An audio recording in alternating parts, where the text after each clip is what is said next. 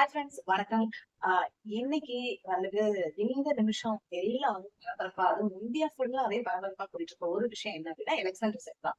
அதுலயும் முக்கியமா தமிழ்நாட்டுல மட்டும் இல்லாம இந்தியா முழுக்க தமிழ்நாட்டோட எலெக்ஷன் ரிசல்ட்டை பத்தி தெரிஞ்சுக்கிறது பயங்கர ஆர்வமா இருக்காங்க. இந்த வருஷம் இந்த 2026 ஓட எலெக்ஷன் பயங்கர இம்பாக்ட்ஃபுல்லா இருக்கு.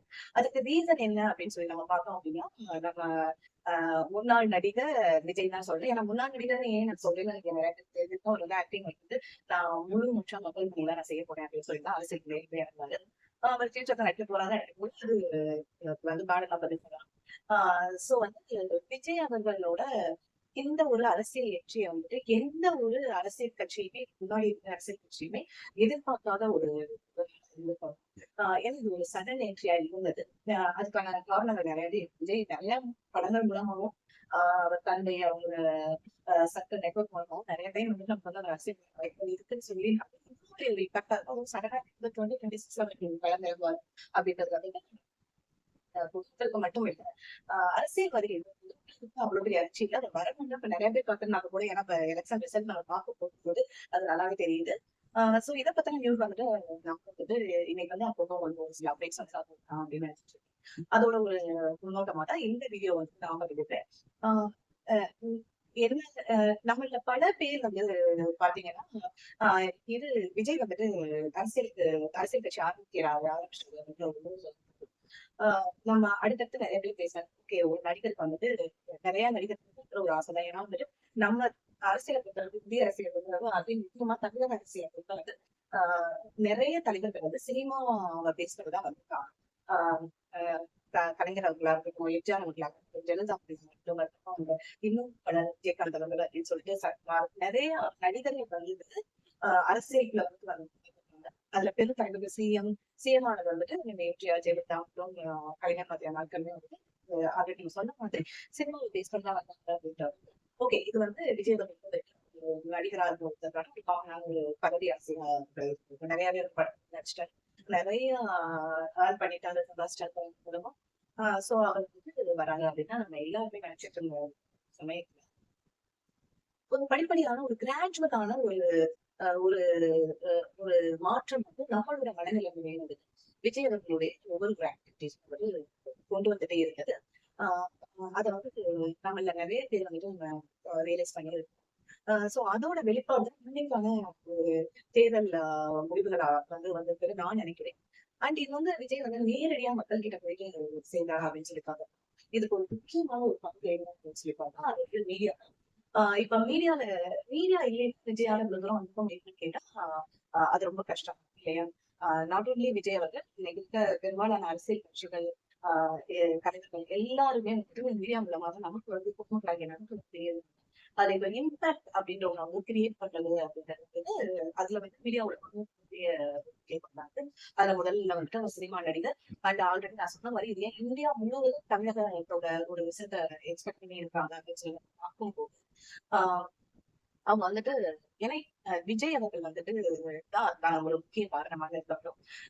காரணம் அவர் நடிகை தமிழ்நாட்டில் வந்து அவர் தமிழ் படங்கள் மட்டும்தான் நடிச்சிருந்தாலே அவருடைய படங்கள் வந்துட்டு இந்தியா முழுவதுமே அதிக வரவேற்பை பெற்றிருக்கின்றன. அவருக்கு வந்து நிறைய ஃபேன்ஸ் இருக்காங்க. நாட் ஓன்லி பொதுமக்கள், பொதுமக்கள்கிட்ட மட்டும் இல்லாம நடிகர்கள் நடிகைகள் வந்து அவர் மேல கிரேஸ் வந்துட்டு எப்பவுமே இருக்குது. அதே மாதிரி இந்த கிரேஸ் வந்துட்டு ஒரு ஒரு 90s இல்ல 20s கிட்ஸ் அவங்க அந்த ஜென்ரேஷன் மட்டும்தான் இருந்தான்னு கேட்டீங்க. இன்னைக்கு பிறந்திருக்க குழந்தைங்க முதற்கொண்டு விஜயோட ஃபேன்ஸா தான் இருக்கிறாங்க. சோ அந்த அளவுக்கான ஒரு கிரேஸ்ஃபுல்லான ஒரு ஆக்டராசிட்டி நம்ம விஜய் இருந்தாரு. அது ஒரு மெயின் காரணம் இந்தியா முழுவதும் எதிர்பார்க்கப்படுறது.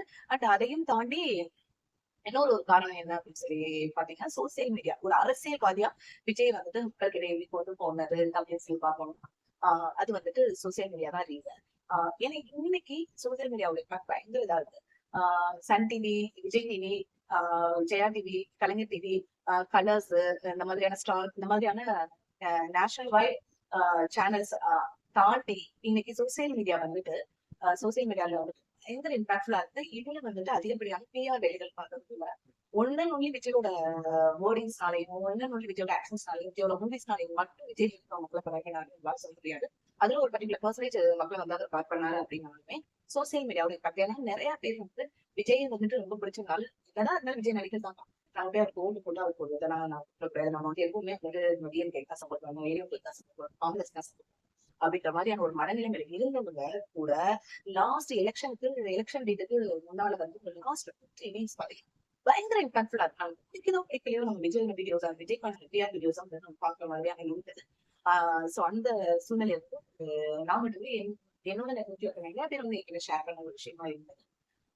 சோ வந்து அவ்வளவு இம்பாக்ட்ஃபுல்லா இருந்தீங்க கொண்டு போனது வந்துட்டு சோசியல் மீடியா. சோ அதுக்காக வந்துட்டு மார்க்கெட்டிங் பண்ணிதான் ஆகணும், கேம்பெயின் பண்ணிதான் ஆகணும். அண்ட் என்ன சொல்ல போனா அவரோட மூவி வந்து லாஸ்ட் மினிட்ல ரிலீஸ் ஆகுது. நாட் ஓன்லி தேட்டர், நீங்க தேட்டர்ல ரிலீஸ் பண்ண விடலைன்னா என்னங்க என்ன பிளாட்ஃபார்ம் அப்படின்னு சொல்லிட்டு அழகா ரிலீஸ் பண்ணாங்க. ஆஹ் தெரியல இதுல வந்துட்டு அவங்க தான் ரிலீஸ் பண்ணாங்களான்னு உறுதியான தகவல் இல்லை. பட் அவங்க ரிலீஸ் பண்ணிருக்க அதிக வாய்ப்புகள் இல்லை அப்படின்றது உண்மைதான். அதை நம்ம யாருமே மறுக்க முடியாது.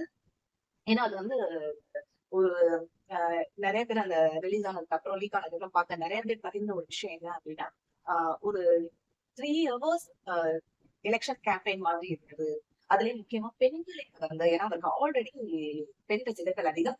நம்ம நாட்டுல வந்துட்டு இந்தியாவை பொறுத்தளவு தமிழ்நாடு பெண்களோட பங்களிப்பு அதாவது அதிகமா வந்து பெண்கள் ஓட்டு அதிகமா ஆண்கள் ஓட்டு அதிகமா பார்க்கணும், பெண்கள் ஓட்டு வந்து அதிகம்.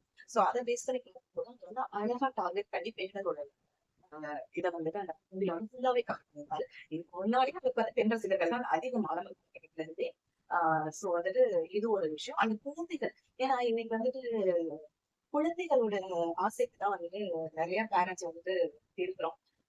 சோ அவங்களோட ஆசை எல்லாருக்குமே வந்துட்டு விஜய்னா வந்துட்டு அவ்வளவு போயிட்டு என்ன ரீசன்லாம் எனக்கு தெரியல. பட் வந்துட்டு விஜய் பார்த்து வந்து யார் என்னமே தெரியல. ஒரு ஸ்கிரீன்ல வந்துட்டு ஃபர்ஸ்ட் டைம் விஜய் பார்த்து அவ்வளவு அட்ராக்ட் ஆனாங்க, அட்மையர் ஆனாங்க. சோ அந்த ஒரு விஷயமே வந்துட்டு என்னடா அந்த குழந்தைங்களுக்கு ஏது ஓட்டுன்னு கேட்டீங்கன்னா அவங்க வீட்டுல இருக்கவங்கள குழந்தைங்க இன்ஃபுளுன்ஸ் பண்றாங்க. சோ இந்த மாதிரி நிறைய காரணங்கள் வந்துட்டு இன்றைக்கு விஜய் வந்து வெற்றி பெற வாய்ப்பு இருக்கிறது.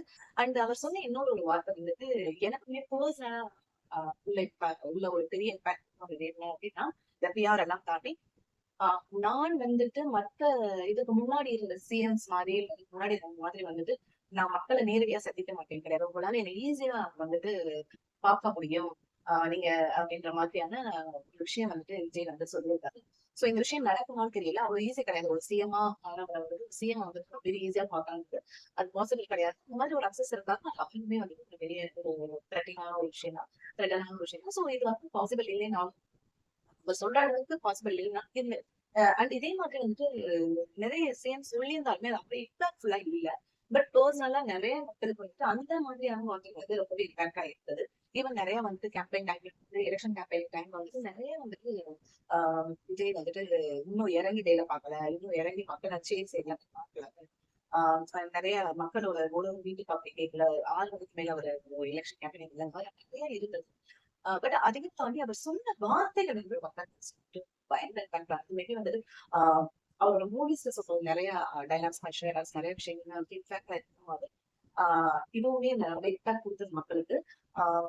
அடுத்த எம்ஜிஆர்னு சொன்ன வார்த்தைகள் எல்லாம் வந்துட்டு இன்னைக்கு படிக்க போகும்போது தான் நம்ம எல்லாருமே வந்துட்டு நினைக்கிறோம். நம்ம கண்டிப்பா வந்துட்டு இது தமிழகத்துல வந்துட்டு இந்தியா முழுவதுமே வந்துட்டு ஒரு பெரிய இம்பாக்ட் ஏற்படுற ஒரு விஷயம். அது தமிழகம் இது ஒரு மிகப்பெரிய இம்பாக்ட் வந்து அடுத்த 5 வருடங்களுக்கு உருவாக்கும் அப்படின்றது தான் நான் நினைக்கிறேன். இந்த 5 வருடங்கள் வந்து வருகின்ற 5 வருடங்கள்ல வந்து விஜய் அவர்கள் வந்து முதல்வராக என்று நிறைய விஷயங்கள் பண்ணாரு. அதுக்கு அடுத்தடுத்து வரப்போற வருடங்களையும் வந்துட்டு எதிர்காலத்திலையும் இருப்பாங்க. ரொம்பவே நல்லது நடக்கும். தமிழ் வந்துட்டு இன்னும் முன்னேறிடும். இந்தியாலயும் வந்துட்டு ஒரு நம்பர் 1 ஸ்டேட் ஆல்ரெடி வந்துட்டு எஜுகேஷன் லெவல், எம்ப்ளாய்மெண்ட் லெவல்ல எல்லாத்துலயும் வந்து தமிழகம் வந்துட்டு முன்னேறதான் இருக்குது. சில விஷயங்கள்ல மட்டும்தான் வந்துட்டு நம்ம வந்து கொஞ்சம் பின்தங்கி இருக்குது மற்ற மாநிலங்களை கம்பேர் பண்ணும் போது. சோ வந்துட்டு ஒருவேளை இந்த ஆட்சி மாற்றம் தமிழகத்தில் உருவாகின நேரத்துல அந்த சில விஷயங்கள் வந்து தமிழகம் முன்னேறி இந்தியாவிலேயே ஒரு சிறந்த முதன்மை மாநிலமாக மாற்ற அந்த நம்ம எல்லாருக்கும் சந்தோஷமாக என்ன நடக்குதுன்றதை பார்த்துருக்கோம்.